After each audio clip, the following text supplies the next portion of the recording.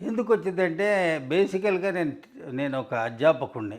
తిన్నగా తిన్నగా వేము తీయగా ఉంటుంది, అనగనగా రాగము అతిశయిల్లుతుండే. నీ దగ్గర తినడానికి వేము అయినా సరే అది రోజు తింటూ ఉంటే తీయగా అయిపోద్ది. అంటూ ఉంటే రాగం కూడా చాలా బ్రహ్మాండంగా మారుతుందనేది నమ్మేవాడిని. సాధనమున పనులు సమకూరు ధరలోన, ఇది కూడా ఒక పాయింట్, నాకు నచ్చే పాయింట్. మీకు మెటీరియల్ మీ ముందు లేకుండా మీరు అట్లా రాయండి, ఇట్లా రాయండి, ఇట్లా రాయండి, మెటీరియల్ మీ ముందు ఉండాలి. ఏది కవిత్వము, ఏది కవిత్వం కాదు.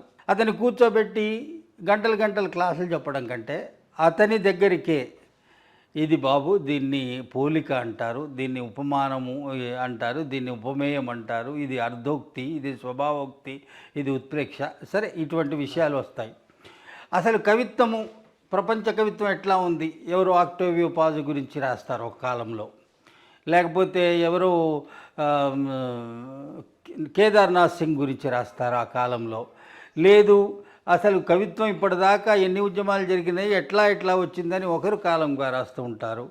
ఒకరు హిందీ కవిత్వం ఎట్లుంది ఒకరు రాస్తారు. లేదు, ఒకరు అనువాదాలు ఇట్లా ఉన్నాయని రాస్తారు. కవిత్వ తత్వం ఏంటో ఒకటి రాస్తారు. ఇవంతా మెటీరియల్. అవును. ఈ మెటీరియల్కి దీనికి రీడర్స్ దగ్గరకు ఉండాలి. రీడర్స్, మనం రోజు ఒక పుస్తకం కొనుక్కొచ్చిన తొలి రోజే గబగబా చదివేసి అక్కడ పెట్టాం. కొంతమంది అట్లా చదివి పెడతారు. కానీ కొంతమంది ఏం చేస్తాము, అవి తెచ్చుకొని పెట్టుకొని when ever you feel to read, ఆ రోజు నా పుస్తకం తీసుకొని ఇది వాళ్ళు చదవాలని పెట్టుకొని చదువుతాం. అంటే మీ ముందు ఒక మెటీరియల్ ఉంది, అది మీకు అవసరమైన సందర్భంలో, అనుకూలమైన సందర్భంలో చదువుకో.